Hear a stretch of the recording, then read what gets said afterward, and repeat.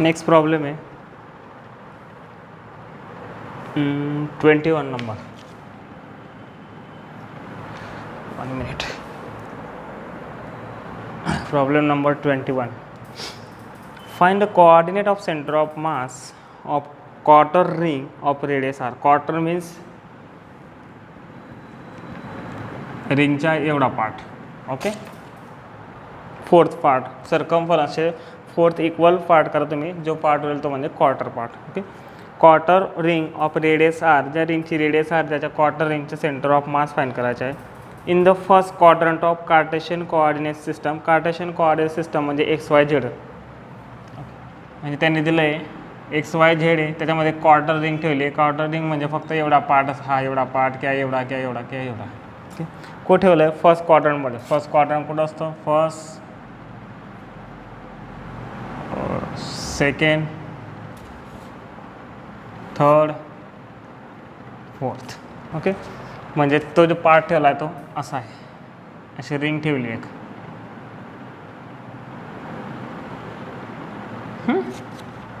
मास दिलं आहे का?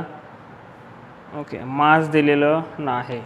सेम या रिंगच्या मास जे या पोर्शनच्या मास ते एम असेल, स्मॉल एम आहे. तर आपल्याला याच्या सेंटर ऑफ मास फाइंड करायचे. आता याच्या सेंटर ऑफ मास फाइंड करण्यासाठी फर्स्ट थिंग काही स्टँडर्ड केसेस दिलेले आहेत. स्टँडर्ड केसेस 1 मिनिट नोट्समध्ये असेल. काही स्टँडर्ड केसेस दिलेले आहेत. या तुम्हाला मी ग्रॅम करण्यासाठी म्हणून सांगितलं. तर बघा आता याच्यात सर्क्युलर आर्क हा काय एक सर्कल आहे. रिंग म्हणजे एक सर्क्युलर राहिलं. ओके, सर्क्युलर आर्कचे एक स्टँडर्ड केस दिली आहे आणि ती म्हणजे अशी दिलेली आहे. असा एक सर्क्युलर आर्क आहे सपोज.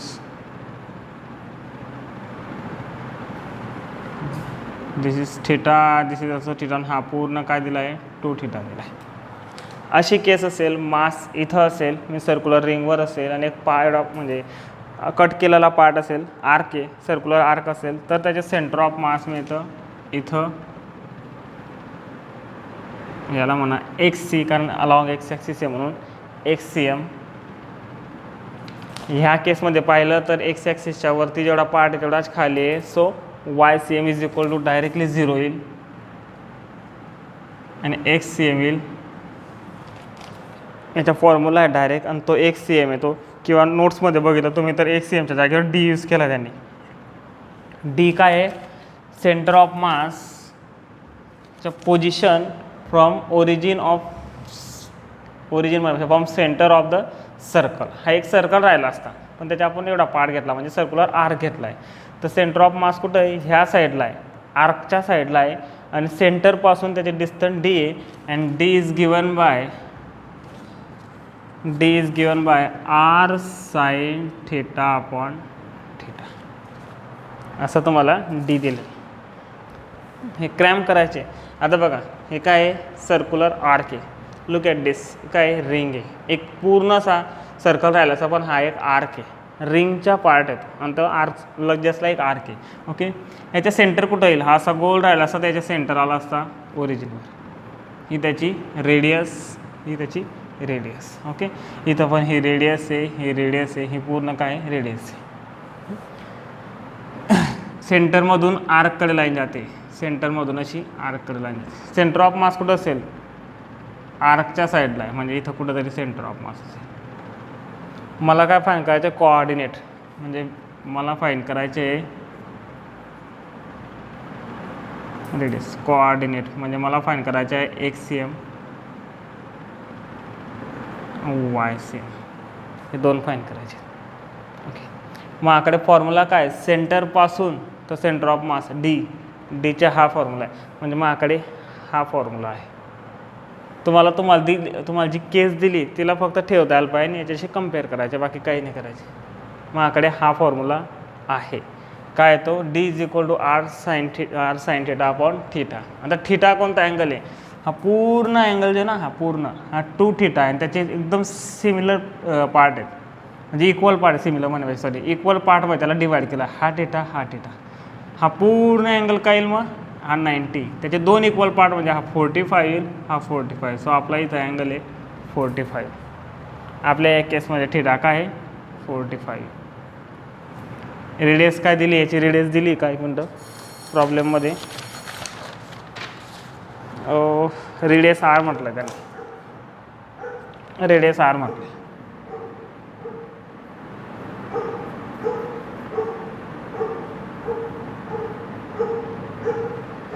थिटा मिळाला, आर मिळाला. सो सेंटर ऑफ मासची जी पोझिशन ही position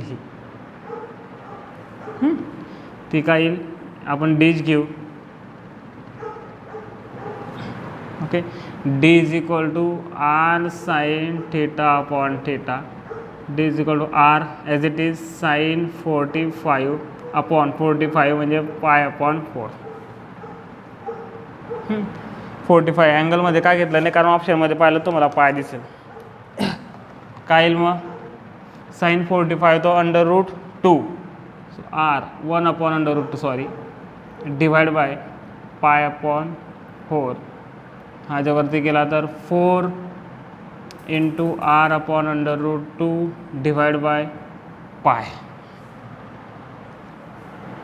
we can write here. आणि हा तुमचा आर. परत सिम्प्लिफाय केला याला 4च्या जागेवर मी लिहू शकतो 2 इंटू 2 आर अपॉन √2 हा इकडं पाय. परत सिम्प्लिफाय करू आपण 2 into √2 upon into R upon √2 pi. Okay, this get this cancel आणि कॅन्सल 2 √2 अपॉन पाय आर.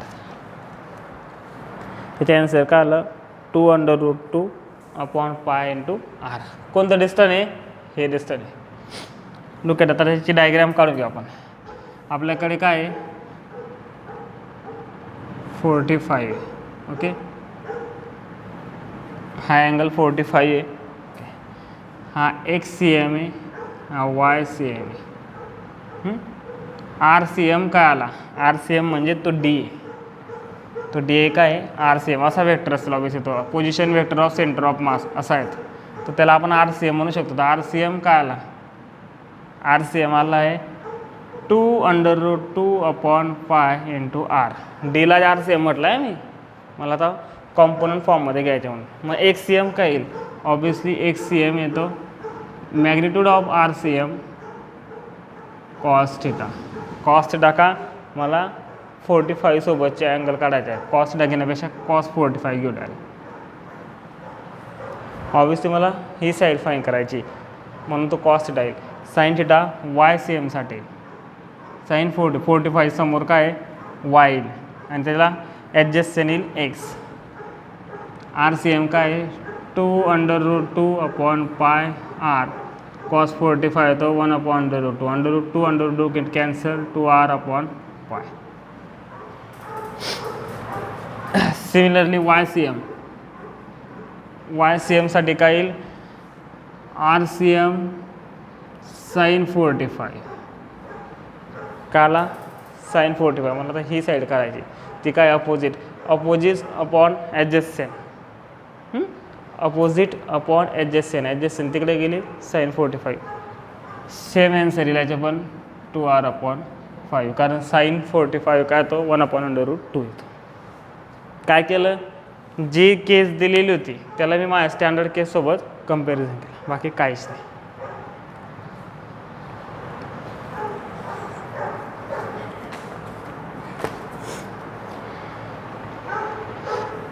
अरे duster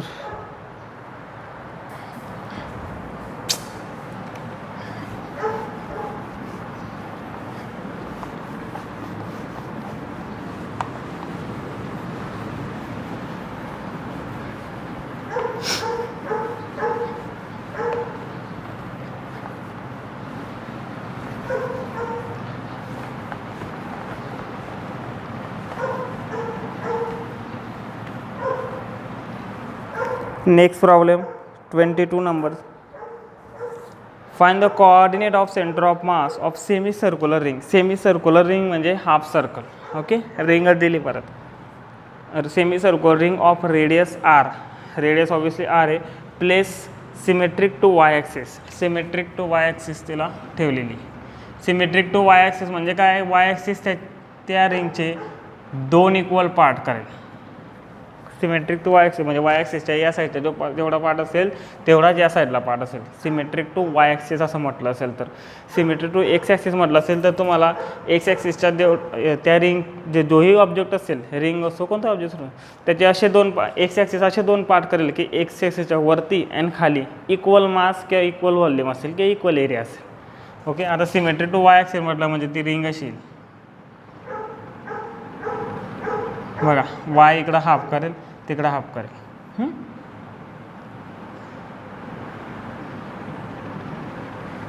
this is Y axis, this is axis. आता इकडचं जे मास आहे म्हणजे ह्या रिंगवर हे मास आहे, रिंग दिली आहे म्हणजे फक्त रिंगच्या मास इथं पोकळी असेल अशी. याच्यात त्यांनी कोऑर्डिनेट विचारलं आहे. ऑब्वियसली बघा, वायच्या या साईडला जेवढा मास आहे तेवढा या साईडला मास आहे, म्हणजे सेंटर ऑफ मास ना या साईडला असेल ना, ते कुठंतरी इथं असेल, इथं इथं इथं कुठंतरी असेल. ऑब्वियसली तो कुठंतरी इकडं असेल, रिंगच्या कर्व शेपकडे जातो, रिंगच्या कर्व शेपकडे इथं असेल. म्हणजे एक तर गोष्ट फिक्स आहे की X C M is equal to 0, X C M is equal to 0.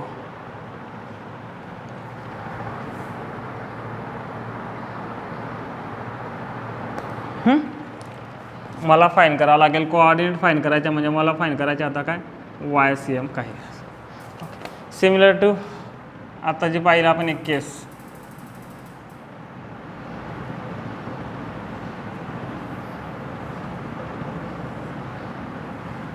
Same cases apply.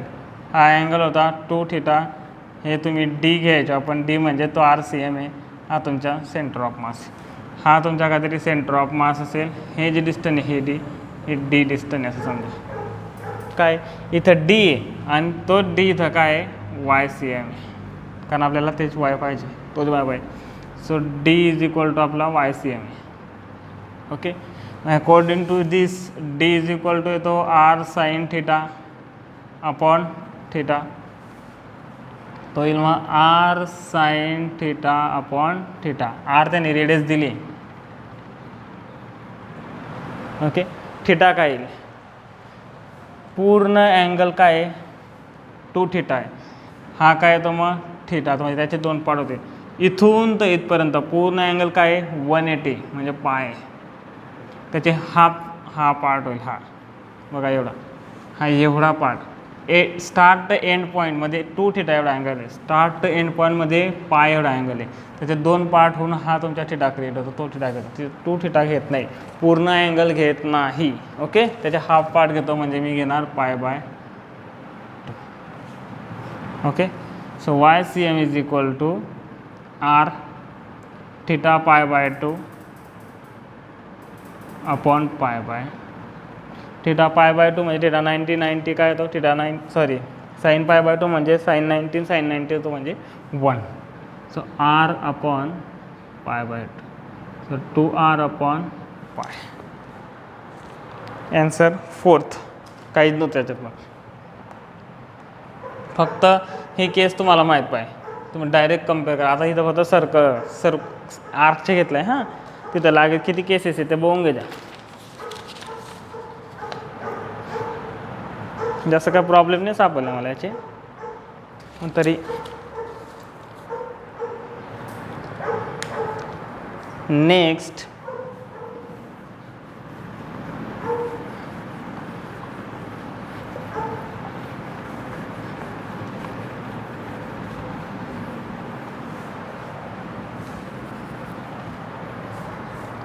Problem number 23. Problem number 23. Find coordinate of center of mass of quarter sector of uniform disk. Okay, quarter sector सांगितलं आहे, obviously परत तेच quarter येईल, त्याच्या quarter part 4th part येईल पूर्ण डिस्कच्या. इथं disk हे रिंग नाही, रेडियस आर आहे, place in first quarter of Cartesian coordinate system with centre at origin. Cartesian coordinate system अशी फर्स्ट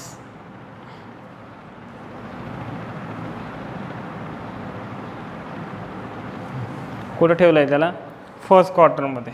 मग इथं काय रिंग नाही आहे, रिंग असताना अशा आपण अशी घ्यायचो, रिंग नाही इथं काय डायरेक्ट डिस्क आहे पूर्ण थ्रू आउट एवढा मास पूर्ण फुल असेल. रिंग नाही, रिंग घेताना फक्त एवढा मास असायचा, इथं पूर्ण मास असेल. ओके, हा तुमच्या ओरिजिन, ही तुमची रेडियस. परत विचारलं काय centre of mass, obviously centre of मास कुठंतरी इथं पॉईंटला असेल इकडं. तर बघा आता याची पण एक कम्पेअर करण्यासाठी एक केस आहे. लास्ट केस जी ते sector of circular plate, circular plate जे असेल ते ऑब्वियसली डिस्क असेल. सर्क्युलर मीन्स सर्कल येते अँड प्लेट आहे म्हणजे पूर्ण असं भरीव असेल ते ऑब्वियसली, म्हणजेच काय ते डिस्क. हा डिस्कचा फोर्थ पार्ट दिला आहे, तर त्यांनी सेक्टर दिला आहे सर्क्युलर डिस्कचा, म्हणजे त्यांनी असं दिलं आहे. हे डिस्क आहे, पूर्ण मास असेल इथं, सॉरी डिस्कचा एक पार्ट आहे. बघा सर्कल असेल, हा जो पार्ट घेतला मी याला म्हणतो आपण आर्क.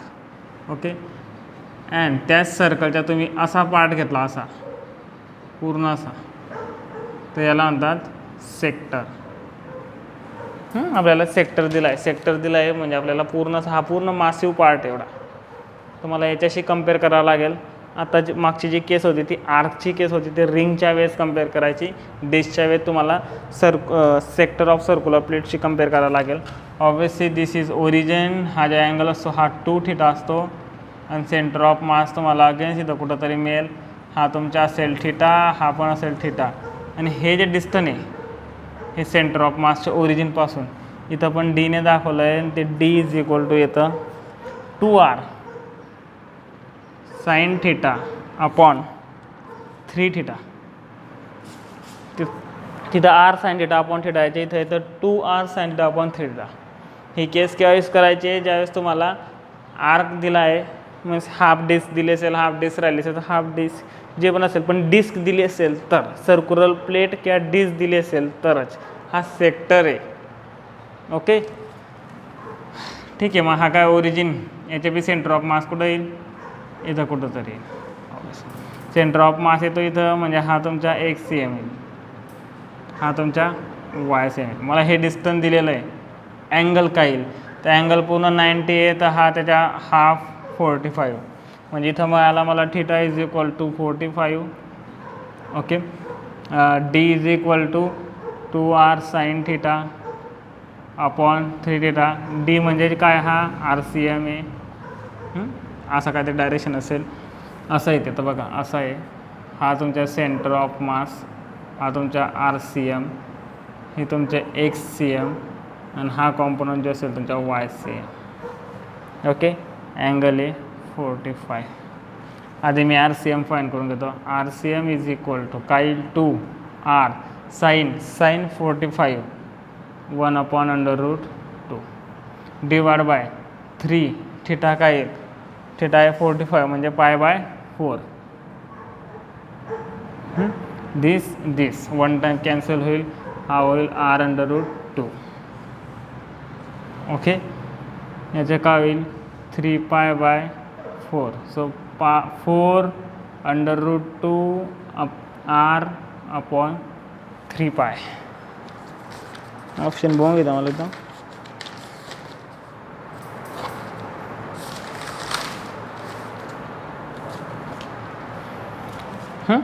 हाला तुमच्या RCM मला फाईन करायचं आहे XCM. बघा माझ्याकडे ही आहे आता RCM फाईन झाला आहे.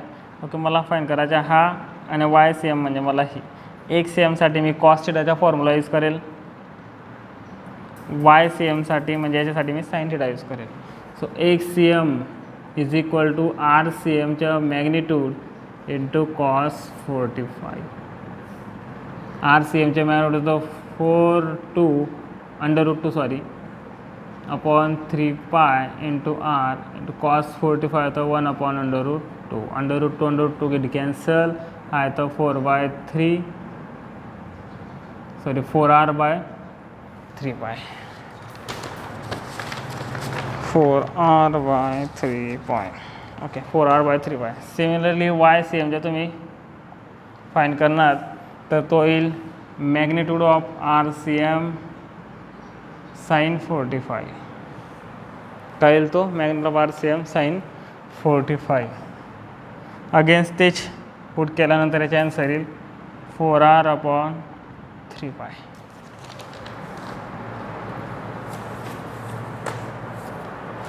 सेम आहे.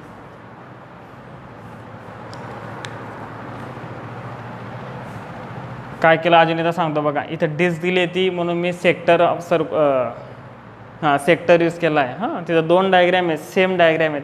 एकमध्ये सेक्टर घेतला आहे पूर्णसा, हा फुल एरिया सेक्टर म्हणजे फुल एरिया असेल तो किंवा यूज करायचा. एक तर डिस्क दिली असेल, इथं प्लेट दिली असेल. इमॅजिन करायची की तुम्हाला दिलेली काय, कारण डिस्कमध्ये डिस्क म्हणजे काय असेल, याला जे डिस्क म्हटलं तर हा पूर्ण पार्ट मासिव असेल, इथं पोकळी नसेल. आणि तुम्हाला जसं रिंग म्हटलं तर रिंगच्या फक्त अशा वरती बघा असं रिंग असते. हा पूर्ण एवढा पार्ट मासिव असेल आणि मध्ये डायरेक्ट पोकळी असेल, याला रिंग म्हणतात. त्यावेळेस तुम्हाला आर्कचा फॉर्म्युला यूज करायचा आहे.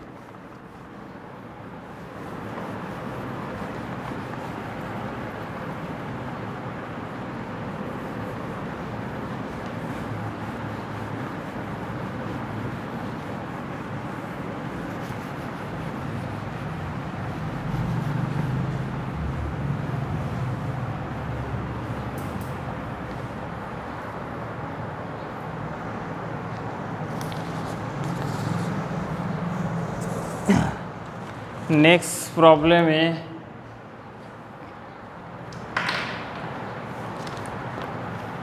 अ डिस्क ऑफ रेडियस r. एक डिस्क है, ऑब्वियसली डिस्क है म्हणजे पूर्ण मासिव पार्ट असेल असा.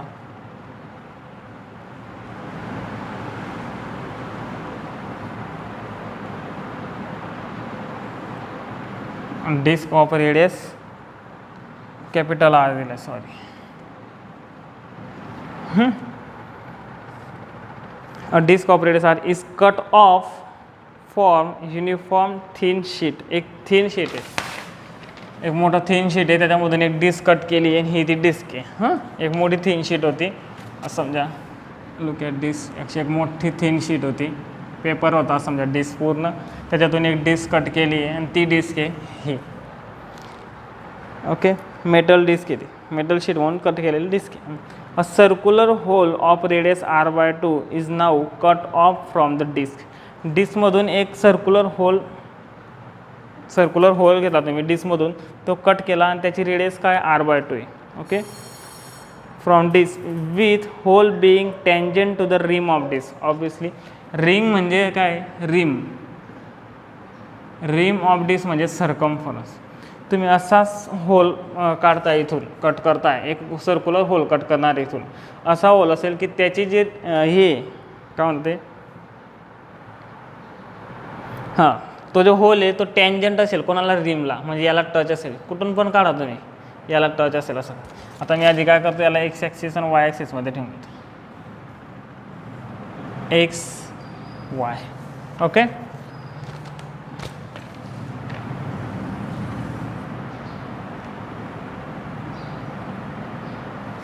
आता याच्यामधून एक होल काढणार आहे मी. त्या होलची रेडियस r/2 असेल आणि तो होल कोणाला टच पाहिजे, की टँजंट पाहिजे रिंगला. मग तो मला इथून टच करून काढावं लागेल. आता ही रेडियस r आहे, म्हणजे ही रेडियस किती आहे, r/2. हा किती पार्ट आहे, r/2. म्हणजे तो जो होल आहे, सपोज मी इथून जो काढला तो असा, तर तो असा पार्ट आहे.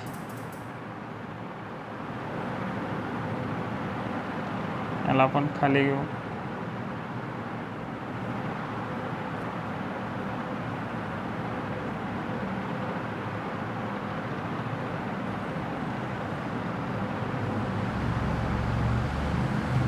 r/2 r/2 r/2.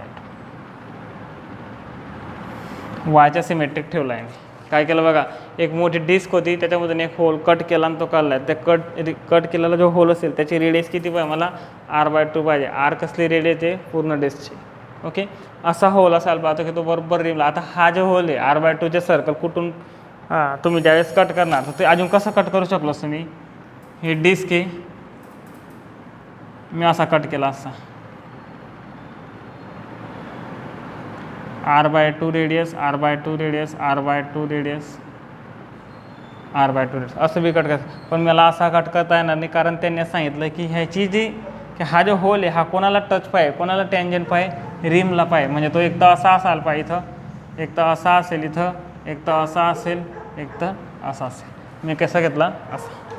ते आपल्यावर डिपेंड करेल, नंतर सांगतो ते का आपल्याला काय फाईन करायचे त्याच्यावर डिपेंड करायचे.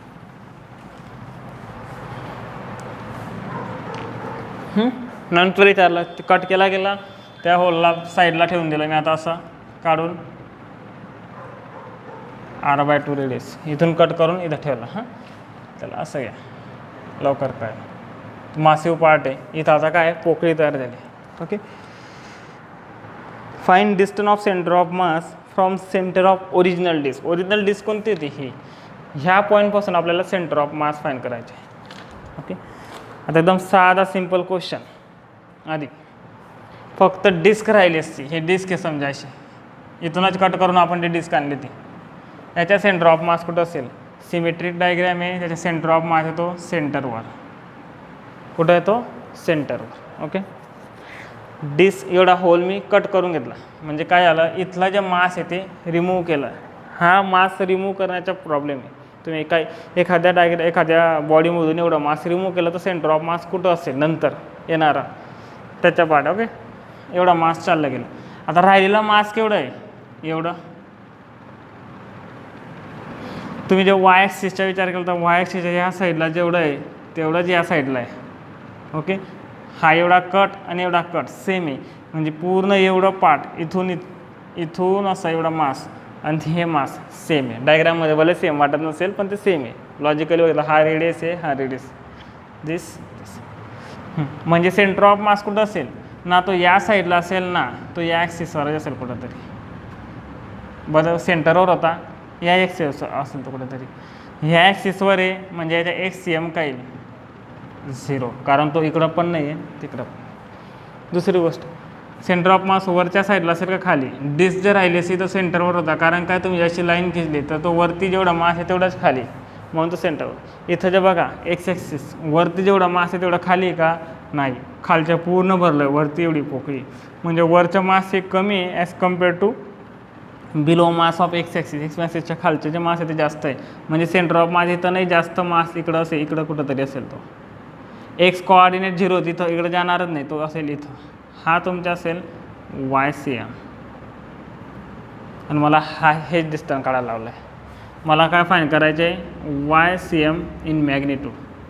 मॅग्निट्यूडमध्ये का, कारण मी याला उचलून जे इथं ठेवलं असतं, याला उचलून जे मी इथं ठेवलं असतं तर सेंटर ऑफ मास इकडं आला असता पूर्ण. बघा इथून असा हो, मी 4 साईडवर होल कट करू शकतो, इथून कट करू शकतो, सॉरी इथून असा कट करू शकतो, इथून कुठूनही कट करा, तुम्हाला ॲन्सर सेम मिळणार आहे. मॅग्निट्यूड घ्यावं लागेल एवढंच आहे फक्त. इथून जर कट केला असता तर YCM 0 आला असता, इकडं सेम मास आला, पण HCM आला असता. आणि HCM पण पॉझिटिव्ह निगेटिव्ह जे आलं असतं त्याच्या मॅग्निट्यूड जे घेतलं असतं तर तुम्हाला ते ॲन्सर मिळेल जे हे मिळणार आहे. आणि आपल्याला ॲन्सर का हवं आहे, कोऑर्डिनेट नाही. आपल्याला ॲन्सर काय हवं आहे की distance of centre of mass from origin of the original disc. इथून डिस्टन्स काढायचे. म्हणजे इकडं असो का इकडं, तुम्ही इथं कट केली तर तो इथं चालला जाईल, तुम्ही इथं डिस्क कट केली असती तर तो इकडे गेला असता. पण हे जे डिस्टन्स आहे हे डिस्टन्स ऑलवेज सेम असेल. तुम्ही कुठंही कट करा, टिंगला कुठूनही पोर्शन रिमूव्ह करा, तर डिस्टन्स आहे, आपल्याला डिस्टन्सच काढायचे. प्लस मायनसचं काय मॅटर नाही करणार. ह्या केसमध्ये मला YCM फाईन करायचं आहे. YCMच्या मॅग्निट्यूड घेतलं मला ते डिस्टन्स म्हणून जाईल, म्हणून मी YCMच्या मॅग्निट्यूड फाईन आहे. आता जे ह्याचे स्पेशल फॉर्म्युला आहे की ज्यावेळेस एखाद्या बॉडीमधून काही पार्ट रिमूव्ह करून घेतला तर त्याचे जे सेंटर ऑफ मास येतो, एक मिनिट हां, त्याचे जे सेंटर ऑफ मास येतो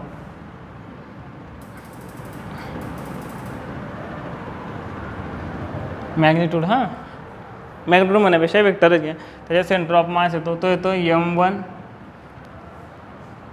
x R1 घ्या, R1 M2 R2 upon M1 plus minus इथं M2 आणि हा जो M2 आहे हा पण ब्रॅकेटमध्ये -R2. आता M1 काय, M1 ओरिजिनल जे बॉडी दिली होती तुम्हाला कट करण्याच्या आधी त्याच्या मास आहे. म्हणजे इथं कसलं मास येते, डिशचं मास आहे. इथं मास कसलं येते, डिशचं. आता तो आपल्याला प्रॉब्लेममध्ये मास दिलेलं नाही. Let mass of dish is equal to M1 M consider केलं म्हणजे according to this M1 is equal to MR. R1 काय, R1 इज अ काय म्हणतात ते, पोजिशन वेक्टर ऑफ, R1 काय, position vector of centre of mass of whole body. जी original body होती त्याच्या पोजिशन वेक्टर का होता, सेंटर ऑफ मासचा, तो म्हणजे R1 आहे. आता पोजिशन वेक्टर डिस्कमध्ये का होता, ऑब्वियसली सेंटर ऑफ मास हा सेंटर होता, तर R1 इथं येईल 0. ओके, बघा बॉडी कट करण्याच्या आधी सेंटर ऑफ मासची जी पोझिशन होती ती म्हणजे R1 आहे. ओरिजिनल बॉडीसाठी या दोघं. M1 काय, त्याच्या मास ओरिजिनल बॉडीच्या, R1 काय, centre of position, centre of मासची पोझिशन, दोघं झाले. ओके, M2 काय, तुम्ही जो पार्ट रिमूव्ह केला आहे त्याच्या मास आहे M2. तुम्ही जो पार्ट रिमूव्ह केला आहे त्याच्या मास M2. आणि R2 काय, ऑब्वियसली जो पार्ट रिमूव्ह केला आहे त्याच्या सेंटर ऑफ मासची पोझिशन काय with respect to coordinate origin. म्हणजेच आता डिस्क कुठं होती, अशी डिस्क होती. ओके, R1 सेंटर ऑफ मासची पोझिशन विथ रिस्पेक्ट टू हा सेंटर, तो सेंटरवरच होता, ॲन्सर 0 येईल. एक्स वाय अलग अलग घेतले तरी ॲन्सर 0 येईल. हा एक्स घेत, याचे एक्स बघा आणि वाय बघा, दोघं 0 आहेत. R2 काय, जे पण पोर्शन तुम्ही कट केलं आहे, समजा मी इथून स्क्वेअर कट केला आहे, इथून मी स्क्वेअर एवढा पोर्शन कट केला, स्क्वेअरच्या सेंटर ऑफ मास हा आहे, तो स्क्वेअर कट केला, याच्या सेंटर ऑफ मास कुठं येईल, सेंटरवर. म्हणजे याच्या कट केल्यानंतर काढला गेला त्याच्यात, पण त्याच्या सेंटर ऑफ मासची पोझिशन काय असेल, इमॅजिनरी पोझिशन ही असेल. मग तो म्हणजे हे जे डिस्टन्स आहे ना, हे तुमचे काय आहे, हे R2 ओरिजिनपासूनच. कळलं, ह्या डिस्कचा विचार करायचा. सर याच्या तर सेंटरवर आहे, तर मग त्याच्या R2 मग 0 नाही येणार, असं नाही विचार करायचा की हां आता मी स्क्वेअर कट केला आहे, मी ज्याची एक्स एक्सेस आणि वाय एक्सेस काढला तर तो सेंटरवर येतो, तर R0 नाही. त्याचेच कोऑर्डिनेट फाईंड करायचे, but with respect to original original जी बॉडी होती ना त्याची कोऑर्डिनेट सिस्टम जी होती त्याचे सेंटर ऑफ मास ज्याच्या रिस्पेक्टिव्ह फाईंड केलं हे CM, त्याच्याच रिस्पेक्टिव्ह याच्या CMची पोझिशन फाईंड करायची, ती म्हणजे याला formula x CM 0, याच्यावरनं y CM काय येईल, याच्यावरनं y CM येईल M1 Y1 प्लस मायनस ब्रॅकेटमध्ये M2 Y2 upon M1 plus minus M2. Negative mass concept म्हणता याला, काय म्हणता याला, निगेटिव्ह मास. निगेटिव्ह मास काय ते काढून घेतलेलं आहे. इथं राहिलं असतं तर मास होता M1, ते मी काढून घेतलं, मग तिथं निगेटिव्ह मास होऊन गेलं. मास ॲक्च्युअली मास चाललं गेलं ना, तर ह्या बॉडीमधून तेवढं मास मायनस झालं, त्याचं तेवढं निगेटिव्ह झालं, मग त्याला मायनस घेतं. M1 काय येईल, होल बॉडीचा मास आपण घेतला आहे M. ओके, कोऑर्डिनेट Y1 पूर्ण बॉडीच्या सेंटर ऑफ मासचा कोऑर्डिनेट तो 0 आहे, तर हा 0. Okay, this is minus M2 Y2. M2 काय येईल, जेवढा पार्ट काढला तुम्ही त्याचं मास दिलेलं आहे नाही, ऑब्विसली बघा याचं मास CM आहे, त्याच्यातून तुम्ही हा मास हा एवढा पार्ट जो ना तो काढला आहे, मग त्याचे मास मला फाईंड करावं लागेल, ते आपण फाईंड करू. आता आधी हे बघूया Y2 काय येईल, तर Y2 काय येईल, Y2 येईल हा जो पार्ट आहे जे एवढा जो होल तुम्ही रिमूव्ह केला आहे, मास एवढा जो मास रिमूव्ह केला आहे त्याच्या सेंटर ऑफ मास कुठं असेल, ऑब्विसली सर्क्युलर पार्ट आहे त्याच्या सेंटर ऑफ मास इथं होता. ओके, मग ह्या सेंटर ऑफ मासचं position with respect to original डिस्कच्या सेंटर, म्हणजे ओरिजिनल डिस्कचा जो ओरिजिन घेतला तुम्ही तो, म्हणजे तुम्हाला हे फाईंड करायचे, हे काय आहे तो R/2 आहे. सो Y2 हा तुमचा काय आहे Y2 आहे. ही डिस्क इथं राहिली असती तर तुम्ही y CM 0 घेतला असता आणि x CM फाईंड केला असता, आणि x2 जो राहिला असता ना तो असा हा राहिला असता, असा सर्कल राहिला असता बघा असा, तर x2 हा राहिला असता, तो काय आला असता ऑब्विसली R/2 सेम, चेंज होणार नाही. इथं येतोय म्हणून काय R/2 divide by, obviously M1 M आहे आणि मायनस M2 आहे इक्वेशन फर्स्ट. आता M2 कसा फाईंड करणार बघा, पूर्ण डिस्कचं मास काय आहे M. ओके, मला फाईंड करायचं आहे एवढ्याचं मास. ओके, पूर्ण डिस्क आहे, डिस्क म्हणजे सर्क्युलर डिस्क. एरिया काय येतो πr². ओके, हा काय πr². रेडियस r, पाय इज अ कॉन्स्टंट. हा तुमच्या काय एरिया आहे. ओके, एवढ्या एरियात मास किती घेतलं आहे मी M घेतलं आहे. म्हणजे काय मास M तर πr². रेशोचा फॉर्म्युला यूज करतो आपण. मला M2 फाईंड करायचं आहे. एरिया काय येईल, एरिया येईल πr/2 स्क्वेअर. कशासाठी डिस्कसाठी, कशासाठी या होलसाठी. या होलचा मास काय आहे M2 मला जे फाईंड करायचे आहे. या होलचा एरिया काय येईल पाय, रेडियसच्या स्क्वेअर, रेडियस r/2. तुम्ही रेडियसच्या स्क्वेअर घ्या. कसं होईल हे M/πr². हे झालं आहे रेशोचा फॉर्म्युला तुमच्या 9-10मध्ये पुष्कळ झाला असेल. इज इक्वल टू काय होतं M2/πr²/4. याच्या स्क्वेअर करून घेतो. पाय गेट कॅन्सल. अजून काही कॅन्सल होतं आहे का, r वरती येईल तर हा काय होईल 4 वरती आला 4M2/r². r² गेट कॅन्सल झाला. सो M2 येतो आहे तुमच्या M/4. M/4. साधा सिंपल लॉजिक पण लावलं असतं एक तर काय बघा, हे जे सर्कल आहे ना r/2चे ज्यावेळेस तुम्ही पार्ट करणार, एका डिस्क, एक मोठी डिस्क आहे, ही डिस्क आहे आणि त्याच्यात तुम्ही होल करत गेले तर 4 होल पूर्ण याच्यात 4 होल असे पॅक बसतील. याच्याला ते ड्रॉ नाही करता येऊ शकत. याचे मास इक्वल, याचे जे 4 इक्वल पार्ट केले तुम्ही इक्वल मासेसचे तर, आणि त्याचे जे हे बनवले का म्हणलं ते सेम विड्थच्या डिस्क बनवल्या लहान लहान, तर एवढी r/2च्या 4 डिस्क बनतील त्याच्या M/4. ठीक आहे. लगेच नंतर काय आता काय YCM इज इक्वल टू हा तर 0 मायनस M4 काय M/4. हा काय r/2. खाली काय M - M/4. इथं काय होईल -MR/8.